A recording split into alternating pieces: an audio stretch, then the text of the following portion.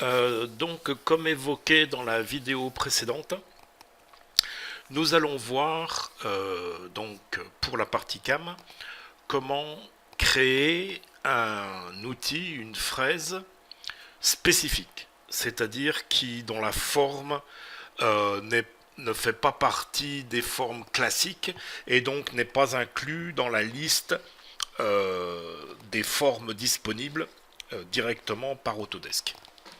Alors, comme exercice, j'allais dire, comme illustration, on va faire une fraise en T comme ceci pour pouvoir faire des rainures. Et ben, en même temps, à la fin de la vidéo, je vous montrerai comment on peut un exemple d'utilisation de cette fraise en CNC. Euh, donc en fait, pour vérifier et bien voir comment ça marchait, j'ai fait celle qui fait 12,7 de diamètre. Donc on va faire celle qui fait 9,5 de diamètre ensemble pour vous montrer comment ça marche. Donc a priori, bah, on fait donc des rainures en T. Et là 9,5, je sais pas exactement, mais ça doit correspondre à un boulon de 6, je pense. Et en même temps, ça va être l'occasion de voir comment fonctionner avec des dimensions qui ne sont pas métriques dans Fusion 360 de manière extrêmement simple. Puisque là, on a, par exemple, il nous dit que comment dire, notre queue fait un quart d'inch. Alors, on va voir comment on peut faire dans Fusion 360 très simplement sans sortir la calculette. Alors, pour pouvoir faire ça, on va commencer par venir se faire un sketch, donc de cette forme. Simplifié. Alors, on va se mettre de face, on va venir créer donc, alors l'origine, il faut qu'elle soit visible, on crée un sketch sur cette face, et on va peut-être zoomer pas mal parce que là il nous faut des millimètres. On va commencer ici, il nous dit que la hauteur fait 46 mm, donc on va commencer par aller se faire une ligne verticale de 46 mm.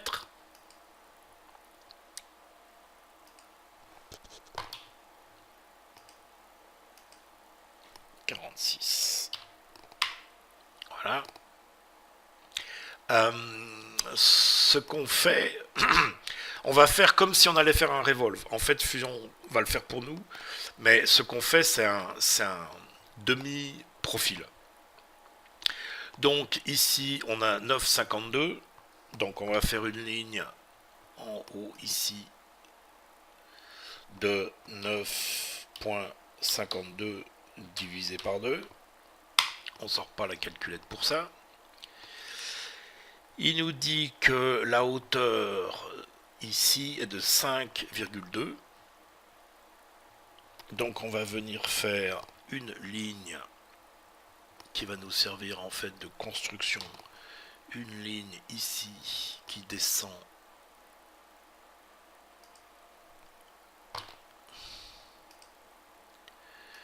de 5,2.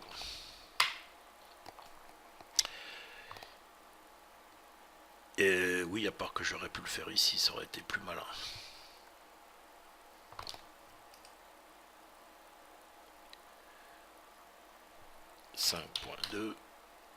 Voilà. Donc cette ligne ici, en fait, elle nous sert... ouais. On peut virer ça en tout cas. Et là, on a une ligne qui sert à rien. Bon, c'est pas grave. Ensuite, on en est à... On descend de 5, 6. Alors, on va venir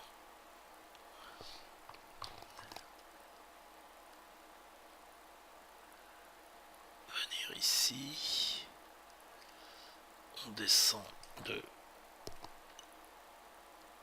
Bon,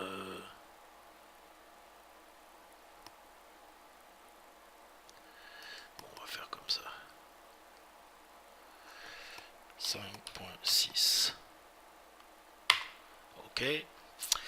Et ça, il faut que ça soit donc écarté. Alors D, entre là et là, je veux un quart d'inch divisé par 2. Donc, on va lui dire, on veut un quart inch divisé par 2.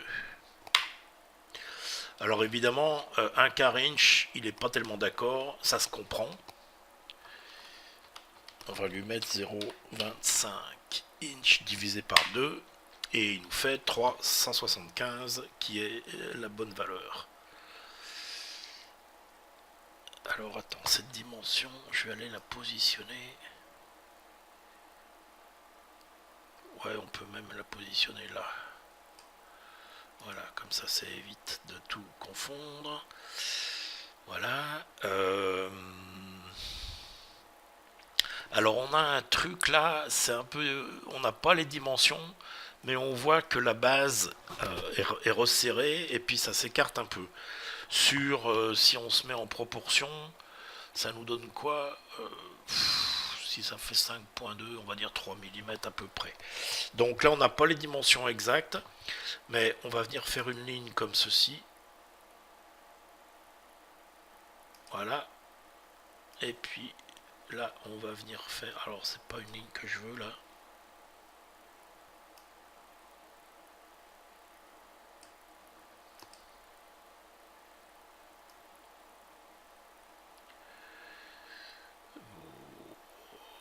Voilà, dessous ça, voilà, c'est pas mal. Et maintenant, on va repartir en ligne droite.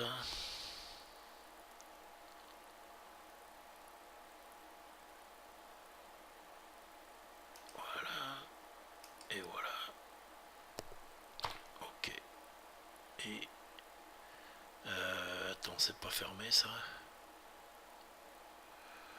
Pourquoi c'est pas fermé?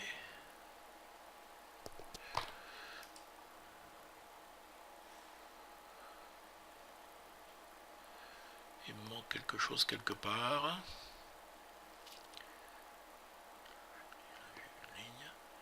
Ah là c'est juste une dimension. Ça c'est un peu l'inconvénient des dimensions qui sont de la même couleur. Donc là c'est bon. Et là c'est une dimension. Donc c'est bon. Donc là j'ai un profil fermé. Plein on va dire. Hein, avec la partie coupante qui est donc ici. Stop sketch. Alors, il faut quand même que je dise que ce qu'on va faire, c'est encore plus ou moins en bêta dans Fusion 360. Donc, c'est pas parfait, il manque des choses. Et notamment, on ne peut pas définir que la partie coupante, c'est uniquement ceci. Mais vous allez voir. Ok, donc j'ai mon sketch, c'est très bien. Je vais dans ma partie cam.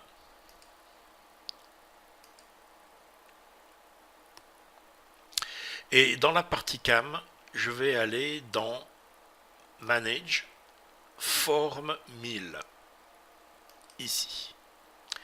Et on va donc venir créer notre outil spécifique customisé. Donc, profil de l'outil, on sélectionne notre profil.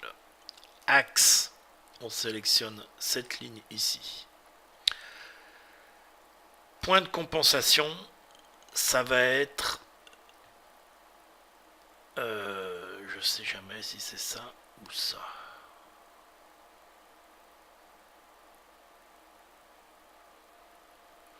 Non, on va prendre ça.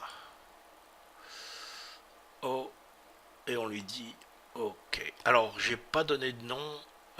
Bon, ça fait rien. On va dire OK. Bon, maintenant, si je viens dans ma librairie d'outils, j'ai dans le document un outil qui n'a pas de nom, puisque mon projet, je n'ai pas donné de nom au dessin, au projet. Donc, on va venir l'éditer. Général, on va lui dire fraise à rémunérer en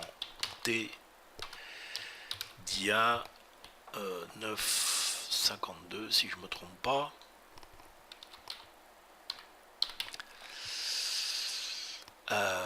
Voilà. Alors, cutter. C'est ça le diamètre. Il a un peu des problèmes. C'est pour ça aussi que je disais que c'est encore en bêta et que tout n'est pas parfait. Le diamètre, on a dit que c'était 9,52 ici en bas. Alors, 46 c'est la longueur totale, mais la longueur qui coupe la flûte c'est 9. Alors attends, on va bouger ça. Et ça, bon il veut pas. Alors je vais pas y arriver. Sauf peut-être si je clique dessus, voilà. Donc c'est 5,2 plus 5,6, donc ça fait 10,8.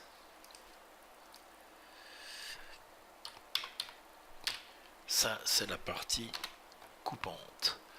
Et la longueur du corps, alors j'ai remarqué qu'en fait, c'est la longueur totale, mais si on met le... Ah, quoi, peut-être pas. 46 mm, ok. Holder, alors... il va aller me le rajouter, je pense. Au-dessus. Et ça, c'est pas juste. Il faut qu'on ait au moins 10 mm. Je me souviens plus comment c'est. On va mettre 12 mm qui rentrent, donc ça va nous faire 38 de body length. Et le type offset, il va être à 38 aussi. Ok. Ouais, à mon avis, c'est encore un peu trop long ça, mais bon. Ça va pas changer la façon dont ça fonctionne. Donc cette fois-ci, j'ai ma fraise à rainurer qui a un nom qui est... Bon, j'ai pas du tout parlé des vitesses et tout parce que j'en sais rien. Il faudrait en fait faire des essais et puis voir, puisque là j'ai sur le truc de vente d'Amazon, il n'y a absolument aucune indication. Donc, bon, faut essayer et puis voir ce que ça donne. Donc ok, donc là il est dans le document, c'est normal puisque je viens de le créer dans le document. Mais si je veux pouvoir m'en resservir pour d'autres, enfin que ça fasse partie de mes outils et que je puisse m'en resservir selon les projets, je vais tout simplement faire un drag and drop du document ici, Untitled, dans ma librairie. D'accord. Et maintenant, si je vais dans ma librairie, on s'aperçoit que j'ai l'outil que j'ai déjà fait par ailleurs comme exercice, qui est celui de 12.7. Et maintenant, on a celui de 9.52 qui est ici.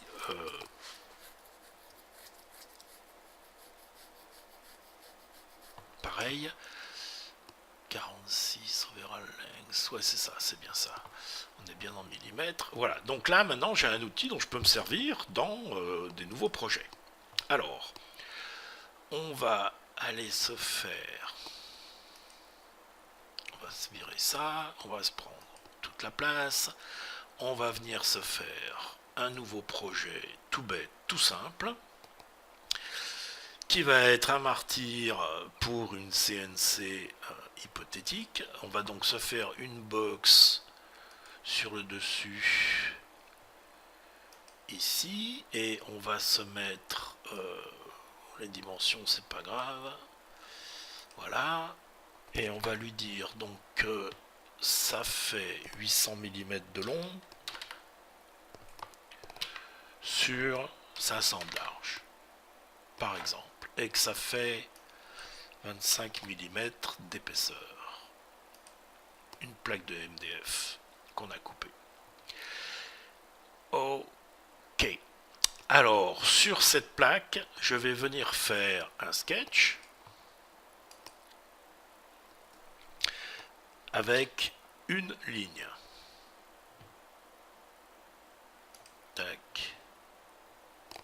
Ah. Ok. Et maintenant, comme je suis très feignant et qu'il n'y a aucune raison de faire plusieurs fois la même chose, on va dupliquer cette ligne avec un pattern rectangulaire. Donc c'est cette ligne que je sélectionne. La direction dans laquelle je veux aller, il y en a une seule. La répétition, on va en mettre 5. Et on va, alors ça serait plus intelligent si je mesurais exactement les distances. On va faire comme ça pour l'instant. On va faire D de là à là, il me dit 75 mm, donc on va faire 75 mm. Et on va mesurer de ici à ici.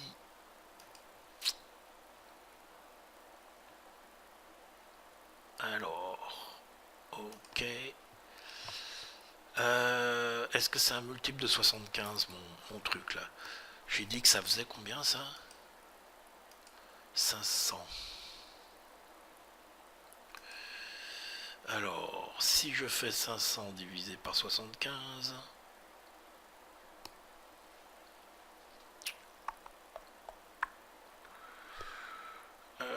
ça me donne quoi?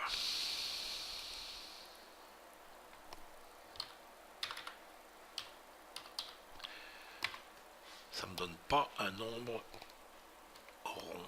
Donc, 500 divisé par...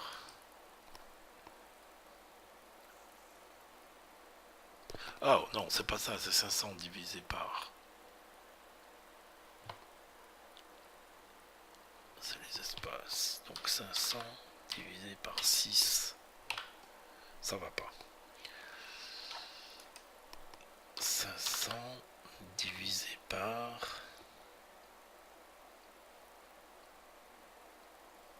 Par 5, ça fera 100 tout. Non, c'est pas possible. Si, 5. Ça fait 100. Donc dans ce cas-là, il faut que je revienne sur... Alors, on va revenir...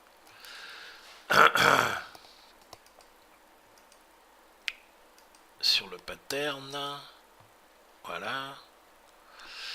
Donc, sketch rectangular pattern. On prend ça dans cette direction.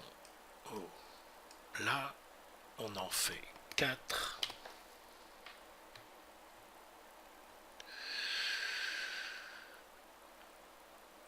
Et on fait moins 100.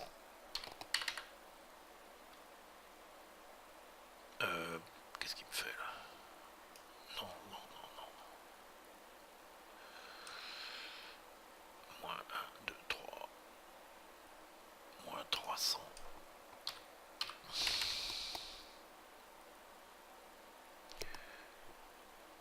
Ok.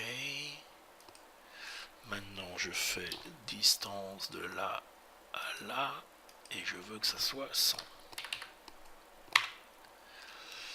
Et donc, si je me trompe pas, maintenant de là à là, on a 100 aussi. Et on est bon. Ok. Alors, le but, c'était pas de passer du temps à faire le sketch, mais bon, pourquoi pas, après tout. Et donc, on va faire un stop sketch. On vient dans Cam. On va se faire un setup. Mes lignes, orientation, stock box point, stock point, ok. Stock, alors le stock c'est pas relative size box, on va se prendre tout simplement from solid, c'est-à-dire qu'on a déjà notre bout de MDF qui a été coupé. Il fait 25 mm de haut, il est aux dimensions et on a ce qu'il nous faut. Alors stock solid from nothing, si c'est comme quelque chose. Et donc on voit que Fusion 360 nous prend bien les dimensions du modèle qu'on a créé à 800 par 500 par 25 mm. Il nous prend le box point au milieu. Si dans la réalité on voulait faire ça, pour positionner exactement la tête de notre CNC sur le point 0, il suffit qu'avec une règle et un crayon, on trace les diagonales de notre planche, et le point de croisement est le point sur lequel il faut amener la tête pour être exactement aux coordonnées WCS, ça veut dire Work Coordinate System, il nous l'explique ici d'ailleurs, et donc les coordonnées du travail précis qu'on fait et pas les coordonnées de la machine. Le G-code va être relatif à ce point-là. Ok, donc ça c'est fait. Alors maintenant, on va venir faire une nouvelle opération en 2D milling et on va prendre Trace ou Trace. Et donc l'outil, on le sélectionne et l'outil qu'on veut, c'est celui-ci. Voilà.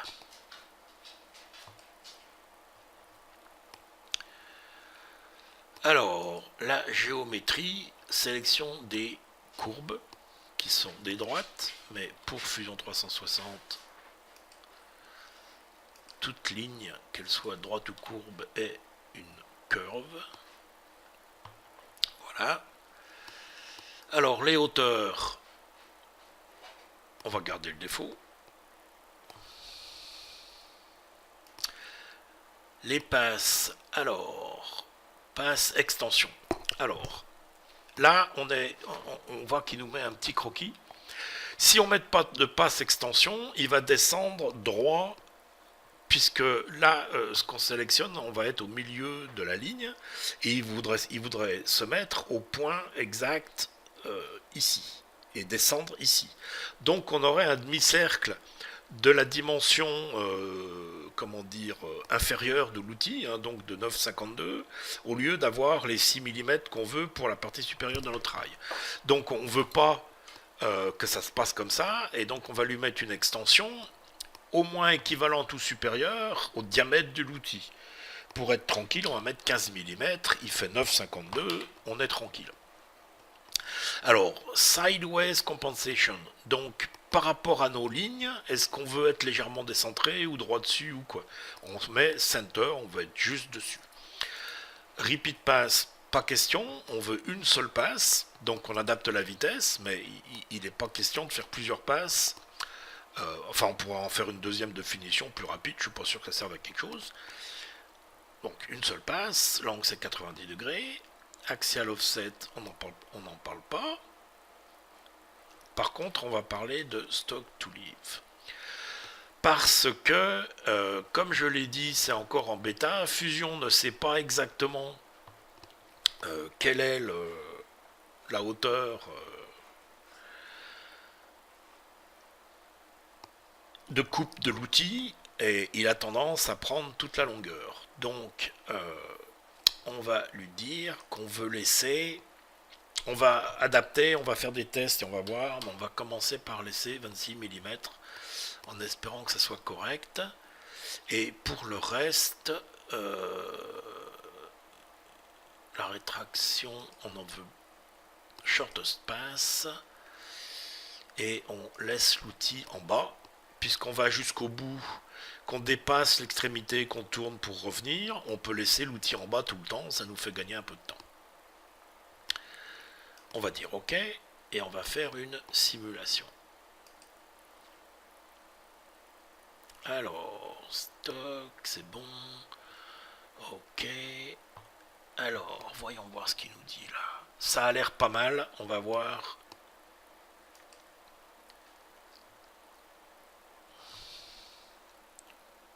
C'est un peu trop profond.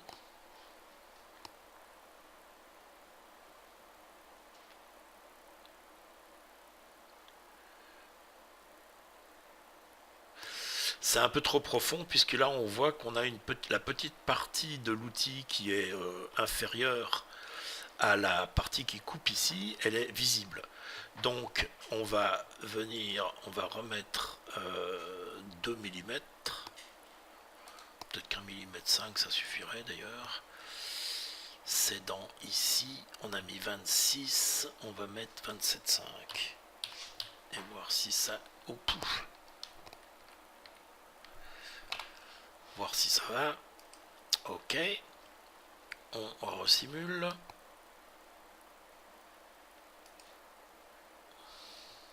Ouais, ça a l'air bon.